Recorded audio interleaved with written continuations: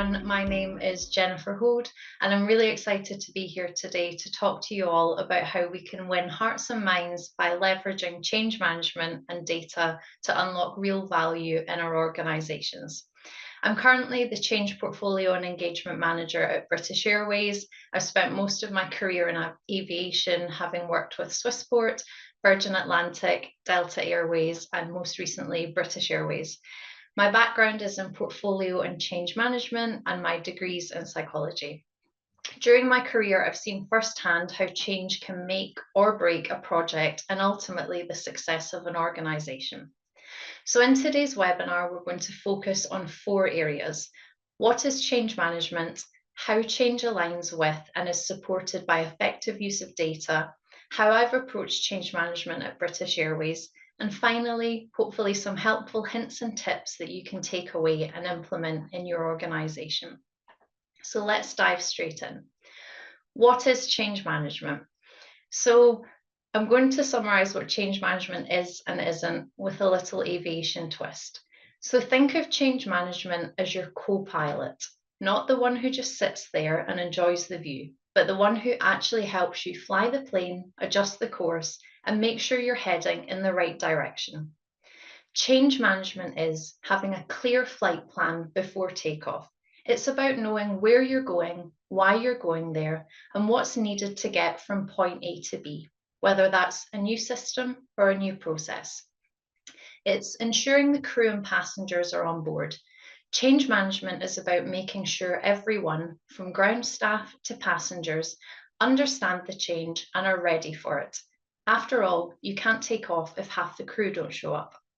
Equipping the crew with the right tools. You wouldn't expect a pilot to fly without the right training or instruments. In the same way, change management ensures that your team has the knowledge, skills, and support they need to navigate the new course successfully. Monitoring the journey. Just like tracking the flight path and weather conditions during a flight, change management means keeping an eye on how the change is progressing and adjusting the course if needed. So what isn't change management? It's not just making an announcement over the PA system and hoping for the best. Sure, communication is important, but change management is far more than sending a memo and hoping everyone gets on board. It's about guiding people through the entire journey. It's not a one-time event. Change isn't just about getting the plane off the ground. It's making sure you safely land at the destination and that the transition is smooth throughout the entire flight. It's an ongoing process, not just a quick takeoff. And finally, it's not just about new tech. Sure, shiny new planes or systems are exciting, but change management is about helping the people who actually use those tools, whether they're on the front line with our passengers or working behind the scenes in the control tower. So think of change as your trusty co-pilot, helping you stay on course, guiding the crew, and making sure everyone lands safely, even if there's a bit of turbulence along the way. So let's take a deeper look at what change management really is using framework. So according to ProSci, change management is an enabling framework for managing the people side of change. And this emphasizes the human aspect, how we transition our people through change. At the heart of change management, you'll see delivering sustainable change. That's the ultimate goal of any initiative, to ensure that the changes you implement are lasting and meaningful. Surrounding this goal, we have 6 key components, all of which need to work together to achieve successful change. First, we have vision. This represents having a clear objective and purpose for the change. Without a strong vision, people won't understand why the change is necessary or what it is you're trying to achieve. Next is motivation. This answers the key question on everyone's mind: what's in it for me? Change is hard and it's uncomfortable, so it's so important that individuals understand the personal and organisational benefits of adapting to new ways of working. Then there's engagement. For change to succeed, people at all levels of the organisation must be actively involved and empowered to take part in the transformation. This means giving them a role in driving the change rather than just having it inflicted upon them. Next, capability. This is about ensuring people are equipped with the tools, skills, and knowledge they need to succeed in the new environment. If people don't feel capable, they'll simply resist the change. Measurement is equally important as it allows us to track the outcomes of the transformation and assess whether the change is delivering the intended results. And finally, accountability. People need to be held accountable for delivering the outcomes of the change. This is how we ensure everyone is responsible for playing their part in making change a success. When you bring all of these elements together with clear leadership and a focus on people, you can drive sustainable long-term change in your organization. So now that we've covered what change management is, let's dive into the benefits that change brings to the table.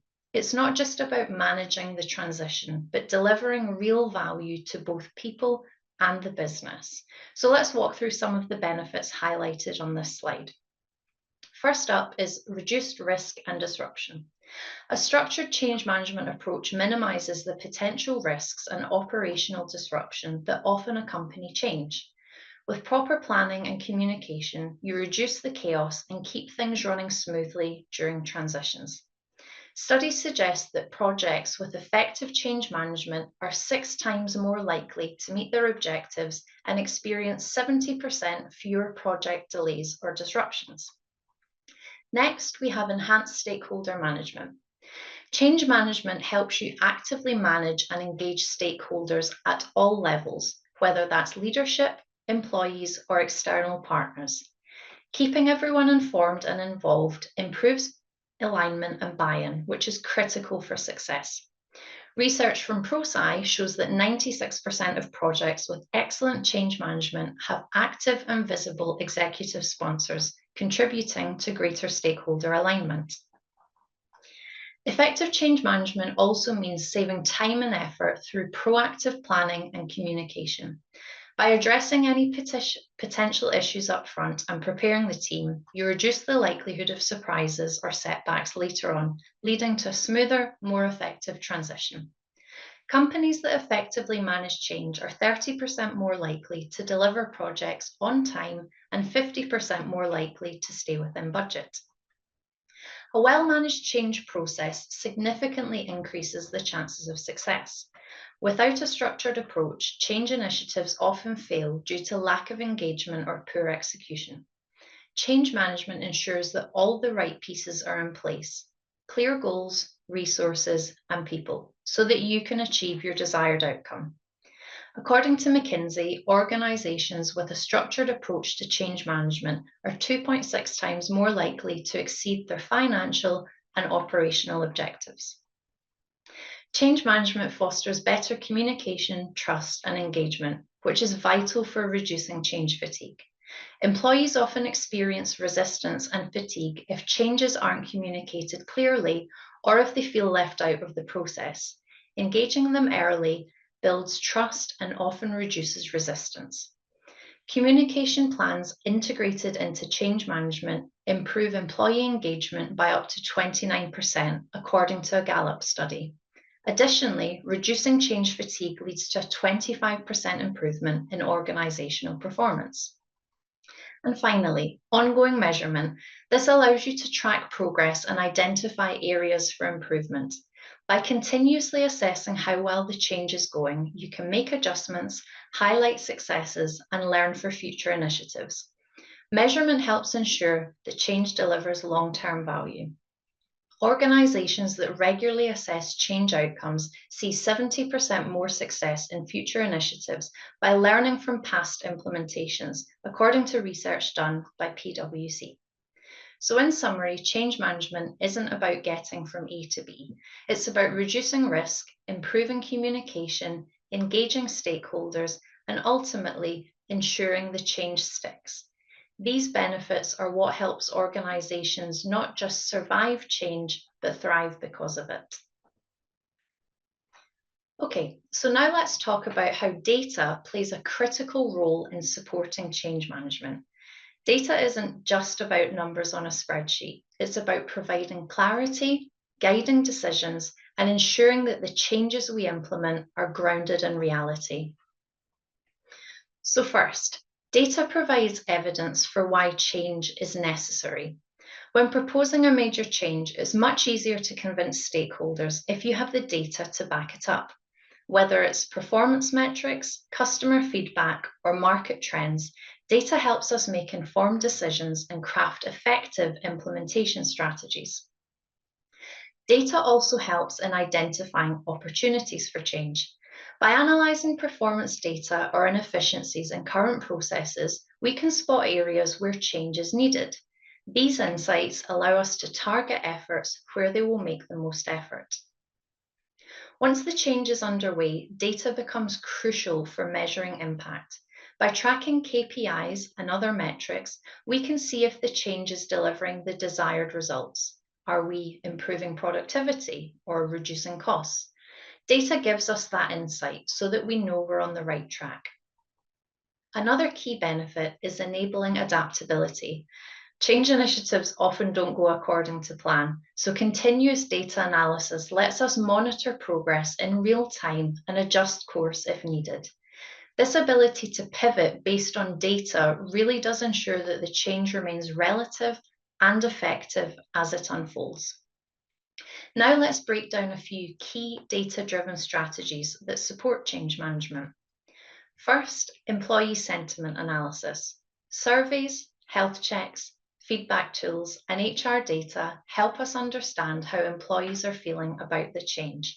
Are they engaged, resistant? Tracking sentiment helps us address concerns early and tailor our communication and support accordingly. Next, performance tracking. We need to monitor the progress of the change initiative and, just as importantly, track the return on investment. Is the change delivering the expected outcomes? By measuring performance over time, we can fine-tune the implementation and ensure we're achieving our goals. And finally, risk management. Data helps us identify risks before they become major problems. Whether it's a drop in employee engagement or project delays, data allows us to address issues early and mitigate them effectively, keeping the change on track. In summary, data is like the compass that guides us through the change process. It provides us evidence, helps us measure success, and enables us to adjust course when needed. By incorporating data-driven strategies, we can ensure our change initiatives are not only successful, but sustainable in the long run. So now I'd like to talk through my experience of setting up change management at British Airways. And I'd like to start by giving a bit of background on this for those of you who aren't familiar with the aviation industry or British Airways. So we have many colleagues with a long tenure, which is brilliant for the company in terms of specialist knowledge. However, these individuals, not just here, but in other industries, are often comfortable with the existing processes and can be skeptical of new approaches, especially when they've seen multiple changes over the years. Like so many industries, aviation has experienced many changes, which means our workforce are often change fatigued. This can result in disengagement, which makes it difficult to land change successfully. Being an airline, we operate in a fast-paced, operationally constrained environment. Flight schedules, safety, and regulatory requirements can limit the flexibility to implement changes, especially during high-demand periods. British Airways is a highly unionised workforce, which means that any changes that affect employee roles, responsibilities, or working agreements need to be negotiated and aligned with the unions. Failure to do so can result in delays to your implementation. Okay, so let's talk about the value of change and how it directly impacts British Airways. This slide lays out the journey of change, starting from our business goals, moving through to enablers and change initiatives, and finishing with how we effectively manage that change. At the top, we have business goals. These goals provide the vision, direction, and focus that teams need to work towards. Clear targets are essential to ensure everyone knows what success looks like and can evaluate their progress along the way. For BA, these key business goals include improving D15, which refers to ensuring a higher percentage of flights depart within 15 minutes of the scheduled departure time. Improving BA's employee NPS, or Net Promoter Score. This is a measure on how likely employees are to recommend BA as a place to work. And finally, improving customer NPS. This is a critical metrics for us that reflects our customer satisfaction and loyalty. Next, we have the enablers and change initiatives. These are the tools, processes, and technologies that unlock the capabilities needed to deliver on those business goals. Without these enablers, the goals remain just aspirational. For example, at British Airways, we're transforming the organisation by rolling out new tools across integrated operations, IOPS, that streamline workflows and improve efficiency. We're leveraging a new data and integration platform, which supports a fresh approach to data. And we're creating a recognisable approach to change so that our teams know what to expect and how to adapt as we implement these new initiatives. Finally, we have change management, which is critical for making sure that the enablers and initiatives are actually adopted and used effectively across the organisation. Change management is about shifting mindsets and behaviours to support this adoption, allowing the business to fully utilise these new tools and capabilities. The real value of change is realised when the change is adopted across the organisation, there's a data-driven mindset, and ultimately the new tools and capabilities are adopted long-term. Building your change capability. So the key takeaway here is that for British Airways to thrive in a rapidly evolving industry, we need to build and continuously improve our change capability. This means aligning our business goals with the right enablers, managing change effectively, and ensuring that change is embraced throughout the organisation. It's not just about the new tools or technology, it's about how we adapt and grow with these changes to ensure we achieve our long-term success. We're embarking on a critical initiative at British Airways, which is our vision for our next generation operations. At the heart of this transformation is the utilisation of data and tools aimed directly at solving key pain points for operational teams. This isn't just about incremental improvements, but a holistic approach to operational efficiency, focused on making every process smarter and more agile. Data really is the foundation of this vision. By leveraging advanced data analytics, we can predict issues before they arise, optimize resource allocation, and enhance decision-making for a smoother operation. We are creating specific tools that target the operational pain points experienced by teams. This means cutting down inefficiencies, reducing delays, and improving on-time performance and Net Promoter Score metrics.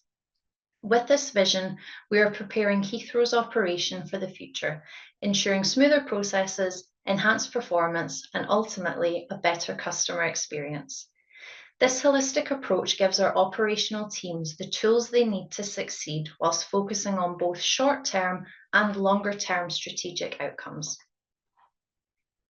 So as we're implementing the next-gen operations vision, a critical component of its success will be how we manage the change. Change isn't just about introducing our new tools, it's about ensuring our people are ready, willing, and able to embrace these changes. So here, we've chosen to use the ProSci ADKAR model of change management to help guide this process. This model is crucial because it helps us break down the human side of change into manageable and measurable parts. The first step of ADKAR is awareness, and this is making sure that everyone understands why the change is happening. It's creating that sense of urgency and a clear communication on the importance of change. The next step is desire. It's not enough to know about the change. We need to build that desire within teams so that they can support the change and engage with it. This means really understanding what motivates each person and aligning the change with their personal or professional goals. The third stage is knowledge. This phase ensures that everyone knows how to change. We're providing the necessary training, information, and resources to enable people to adopt the new tools and processes effectively. The fourth phase is ability. After acquiring the knowledge, people need to demonstrate that they have the ability to put this into practice. This involves skills development, continuous support, and hands-on experience to ensure that they're confident in applying the change. And finally, reinforcement. This is crucial to make sure that the change sticks. This is where we implement measures to ensure sustained adoption over time using feedback loops, rewards, and consistent follow-up. By focusing on each of these steps, we make sure that our people are not just passively experiencing change, but are actively engaging with it, leading to better outcomes and more successful tool adoption. A critical part of this framework is ensuring that change is measurable. We need to know what successful adoption looks like and how to track progress. This will involve continuous feedback from teams and data on how well the new tools are being used. By understanding and measuring adoption, we can adjust our approach to ensure long-term success. In summary, this change framework isn't just about managing process, it's ensuring that our people are fully equipped, engaged, and supported so that they thrive in this new operational environment. So within the ADKAR framework that I've just described, we've established a clear process to measure value. So first of all, we start by capturing everything we can measure. And the reason we started here and captured everything we could is that people often don't know what to measure. So having an established metrics suite ensures we have a starting point rather than just reinventing the wheel each time. At the top, we have business metrics, and for British Airways, that's on-time performance. These are often the easiest to define, and most people will be aware of them. However, these metrics will also have a lot of things that influence and drive them, so it's rarely a case of saying, on-time performance improved, and we can say with confidence, it's because of this change. This is why we also need to capture tools and behavioural metrics, how people are using the tools we've built, and how they feel about the change. When combining this with top-level business data, we can create a clearer picture of the impact a given change has. Secondly, we create a clear value narrative. This step is essential in articulating the value of both change management and the value of the change itself. Change sponsors will rarely be close to the detail, but are typically the most interested in the measurement stage, so we want to make it as easy as possible for them to understand the impact on the change. Starting on the left, we capture engagement and training data. Essentially, have we engaged all of the right people, and have we equipped them effectively with the right skills to deliver the change? From here, we will track adoption metrics, which will be a mix of tool analytics and qualitative survey data, showing us they are changing their behaviour and using the tools as expected. Finally, we track the business goals, and if we see them improve, we now have a clear way to link this to change, showing how successful engagement and adoption has delivered value. Finally, we've applied these two steps to each tool, ensuring we have agreed KPIs at the business, tool, and behavioural levels, as well as defined measurement checkpoints across rollout, which allows us to establish a clear narrative for value. So let's now apply this to a real-world example. Pathfinder is a tool designed to improve how we manage schedule disruption, using data to increase how efficiently we can optimize the schedule. The key thing about this is the change hinges on trust, as we have a vastly experienced team of planners who have historically managed this area. In order to get their buy-in, we needed to ensure there was clarity on how the optimizer was working, i.e. the inputs and the logic it uses, as well as demonstrate improved efficiency in the outputs itself. So if we go back to our 3 levels of measurement and apply this to Pathfinder, we have tool metrics. Is the tool itself delivering quality outputs which improve efficiency within the schedule? Behavior metrics. Do users actually trust these outputs, and will they actually use them in the operation? And lastly, cancellations. Are we seeing less cancellations as a result of this?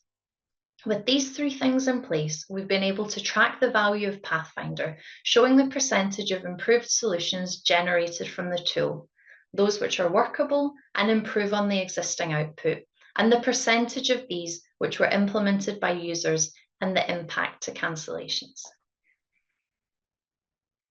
Okay, so finally, let's get into some practical advice that hopefully you can take back to your teams.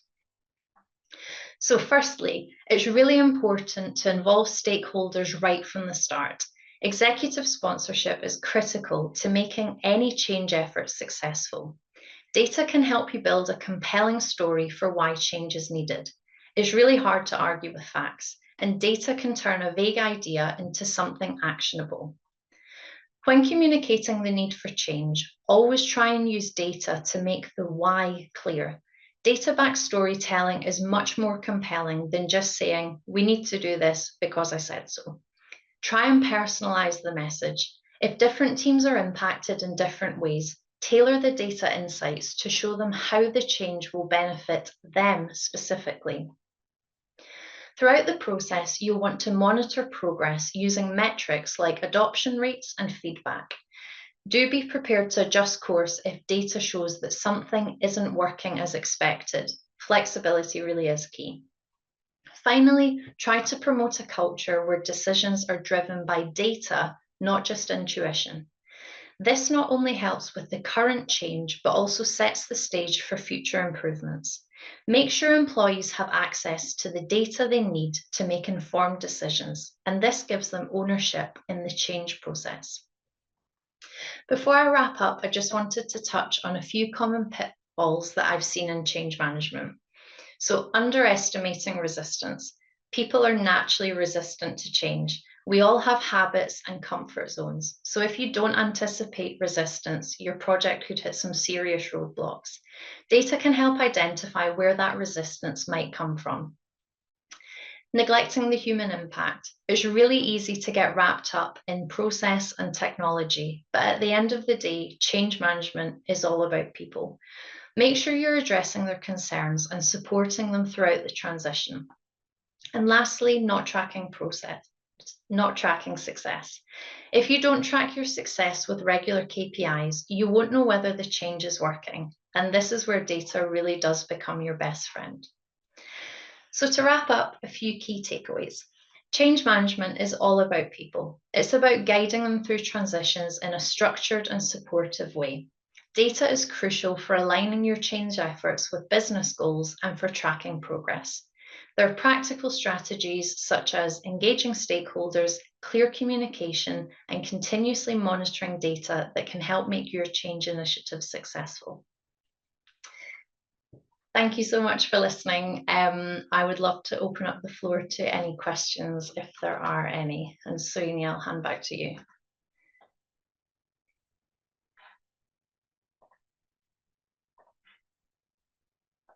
Okay.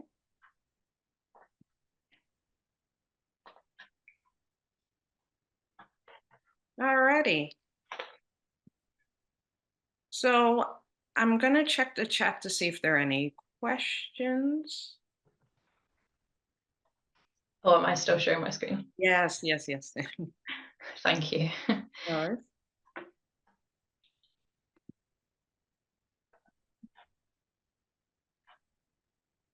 Have I stopped sharing my screen? Yeah. No, we can still see your screen.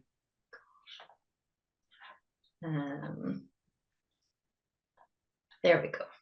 Now it's you and I. We do have a few questions in the chat, so let me just see. So we have a question from Hannah that says, do you use any AI tools with your change management processes? That's a really, really great question. So it's something that my team and I are looking into at the moment as to how we can effectively automate and use things such as AI in change management. The tools that we're rolling out in the IOPS program are heavily kind of AI based, but it's definitely one that I would love to pick up on and learn more about myself, because AI is definitely the way that a lot of these things are moving to. Okay, great. Thank you. We also have another question from Ian. What are your go-to metrics for your management of change, and also the ones that make you think about pivoting or changing course? That's a good question. Something that I really like is kind of checking the sentiment of our employees. So something that we do regularly within our teams are health checks, and that's really to see how are the teams feeling? Are they comfortable? Do they understand what the vision is? Do they understand what they're working on? And often that can show us any pain points and any things that we need to change. So I think for me, that's probably the biggest one I would use. Okay, and Ed's asked, is there a framework specific to BA? How would you build that framework?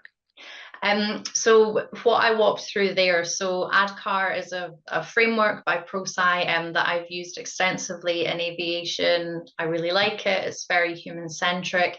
So that's what we have built our change framework at British Airways on. So our teams within the tool development, they're following that ADCAR process. Okay, thank you. And I just saw another question and then it disappeared from me. Luke is asking, do you have any tips and advice on how to get senior managers to engage with the process? So that's a really great question. I think early engagement with your sponsor or your senior management is really, really critical.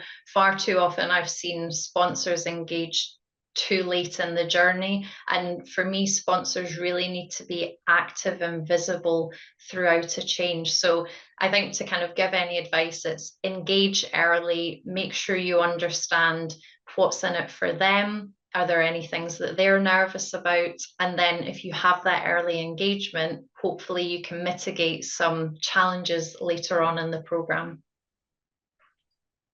And we have another question from Hannah. Thank you. What has been the biggest challenge in delivering change as a part of this process? Great question.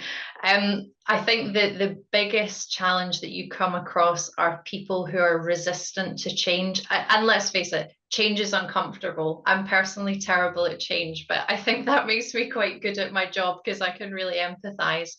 So I think it's identifying any communities that can be resistant and really working with them to understand, what is it they're nervous about, and the Pathfinder is a wonderful example. It's taking what was a spreadsheet into an AI-based tool, which is, very, very different to how users were working.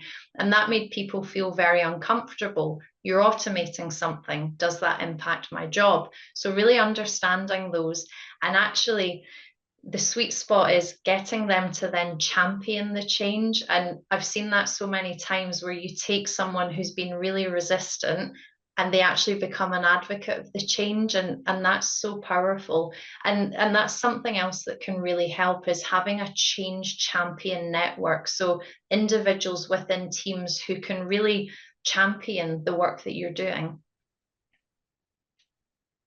With the Change Champion Network, is that something that sometimes you think is started organically, or is it something that maybe you've had to have a hand in setting up or getting people to get that kind of want? I've seen both, to be honest with you. I think when people are really excited and passionate about something, they'll kind of naturally get involved and want to be involved. For other things, we've almost had to identify with stakeholders, who would be a good advocate for this, and then almost coach them on how they can become a change champion. I understand. Thank you. And Lindsay has asked, what if you have changes that don't have obvious benefits to users that are more back-end infrastructure? How do you go about measuring the KPIs or the user sentiment towards those? That's a very good question. I think this often links back to, why are we doing something and what's the value of it? And, for kind of delivery professionals, we know that there are programs that are new and exciting and it's delivering something, or there's the kind of keeping the lights on. So I think what I said earlier, Lindsay, maybe things like health checks just to understand how the teams are feeling. That can help. And it's almost bringing to life. So if you're, I don't know, keeping the lights on, why is that important? Well, it's making sure that all of the IT systems work, which, for us, it keeps our airline running, it keeps our planes in the sky. So, yes, it might not be as kind of attractive as a cool new optimizer, but it's core to what we do. And I see Hannah also put in the comments that she's definitely experienced resistant to change. So I think we all have. we all have. Question from Ed: are the IT or data people more adaptable to change because of their role, or does the role not play a part in it and the resistance or maybe adapting to the change? I think at the end of the day, people are people regardless of whether you sit in the business or IT. So I'd say it's fairly role agnostic. Okay. And then Hannah said one of the metrics you showed within the stakeholder management was a figure of 96% active and visible. How did you quantify that? Hannah, what I'm happy to do is if you want to connect with me on LinkedIn, I can share where I got that information from. Happy to do that. Okay, great, great, great. And Simon has a question. What if you have changes that are negative for some groups, but are important to the business overall? That's a really tricky one. And I'm sure we've all been involved in programs where we're making a change that impacts us or we don't necessarily agree with it, but we have to align it to what the business goal is. And I think that's where it's really important, especially with data. It can take the emotion out of a lot of things. So if you can quantify things with data, it becomes more factual. It takes some of that emotion out of it. But that is a really challenging one. Okay, thank you. And then let's see, Linda has a question. How would you manage emergency change with this method? Good question, Linda. I'm not sure if you mean in terms of almost like emergency IT changes, but if I try and put a change management lens to it, so I mean, often change is thought about a couple of days before go live, people aren't always put first. So I think, very quickly it would be look at what's in front of you. So your change is going live in 5 days. Have your people been engaged? Have they been trained? And some quick wins that hopefully you can put a plan in place so that when the change goes live, your users are as ready as they can be. Linda, would you mind coming off mute and maybe defining your question a little bit more?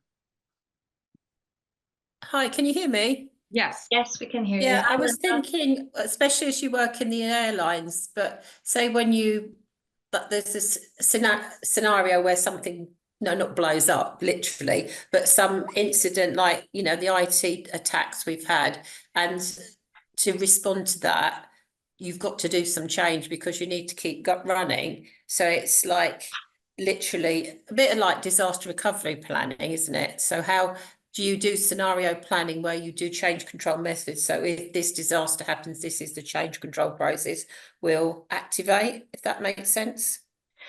So I'll be honest, Linda, in my experience, I haven't actually done that, but that's maybe a good reminder to start thinking about stuff like that, especially when we have such a huge program in our operation. So thanks for flagging that one. Yeah, in my experience where I've had these situations is that it's a bit like you need to be really careful not to be a headless chicken Yeah. and just go for it because you've got a real situation. And I think it is worth planning for, but sometimes things do happen that you can't plan for, and you have to have a process in place because it does involve then people potentially changing how they work. Yeah, So that's what I meant, really. Yeah, thank you for that. I'll go off mute now, having given you a whole question.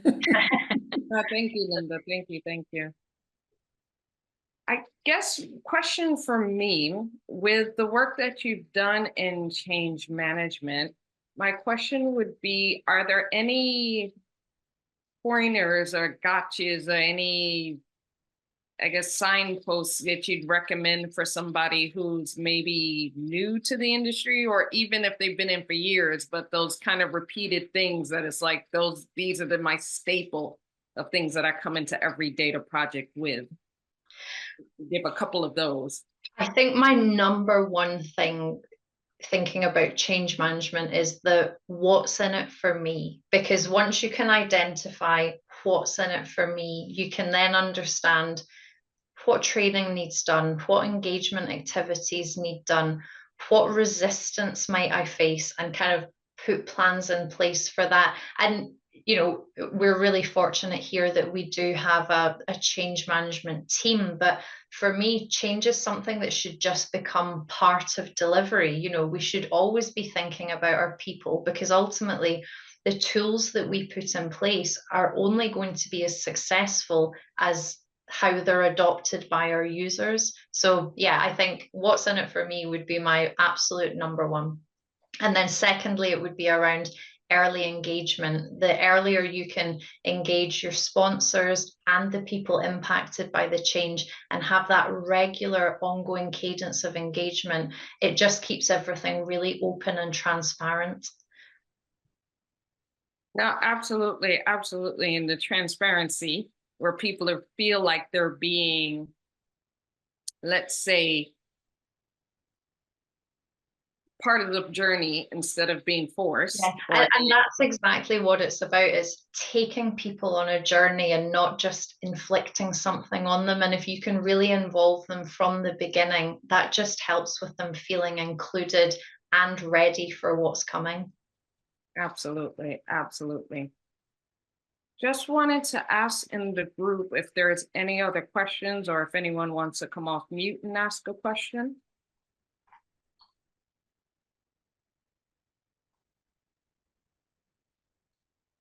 I'll give everyone a few seconds to think.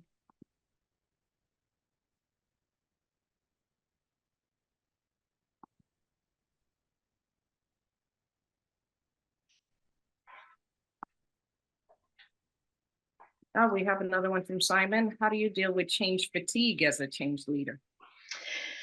So for me, this is where it's really important to have a kind of portfolio view of what's happening in each area of the business. And I've seen it firsthand where different teams are actually hitting the same people at the same time with training, with changes, with comms, and are blissfully unaware of it. So that's where you have the opportunity. If you can see that one group are being hit with lots of change at once, maybe you can stagger some of that, or maybe you can actually integrate some of it so that it's one comms message that has a few points in it, or it's one bit of training with a couple of points in it. But I appreciate that businesses often want things delivered quickly, and life isn't perfect, so you're not always able to stagger deliveries. But if you can, I think it's just being really aware of how many changes are hitting people at once. No, absolutely. And I guess also, if you were to put that towards yourself, as you're in change and you're having to deal with lots of change, and you mentioned before, maybe change is not the most favorite thing in the world. Yeah. So how do you make sure you have the excitement for all of this change that has to be enacted on everywhere and everything? Oh, that's a tough one. I think there are things that you can do personally. For me, I love going for a run or going to the gym, or I'm really musical. So, I play in an orchestra. So that's a good way for me to kind of decompress and almost just try and make sense of everything that's going on. I think when we are feeling really change fatigue, that's where it's so important to have those good relationships with your stakeholders, to be able to just have those conversations to go, hey, this is really overwhelming, and see what support it is people need. Do they need a bit more training, or do they just need someone to have a conversation with them? No, and it's just like you said, it's knowing when to step away and take that break, or even say, I need help, and can someone help me understand what all the moving pieces are? Definitely. I just brought up my presentation. Hannah, the 96% active and visible statistic, that came from ProSci. So that was research that they had done. Hannah, are you still on the call where you wanted to come off mute and?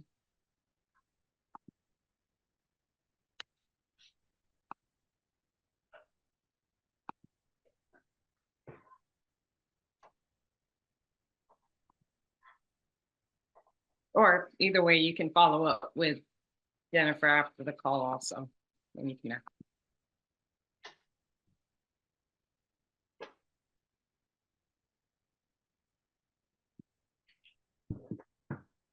Well, I think that's it for questions. I just want to thank you for your time, Jennifer. It was amazing. Thank you so much for having me. It's been a real pleasure to come and talk this afternoon. As Ed said, we will send out the slides and the recording of the call, so that'll be in about a couple of weeks. I also did put in the chat the link to the BCS Data Management Specialist group, but I will put the link in again. If anyone wants to join the group on LinkedIn, feel free to, please. Until next time, and also please, those of you who've joined today, feel free to reach out to myself or Ed and let us know if there's any other data topics that you're interested in hearing about. Any topics that you've been thinking about and we think would be a very informative topic like this one. We're looking to hear from you as to what you'd like us to get someone to speak on next. So much appreciated for your lunch hour, and we will see you at another time and date. Thanks, everyone.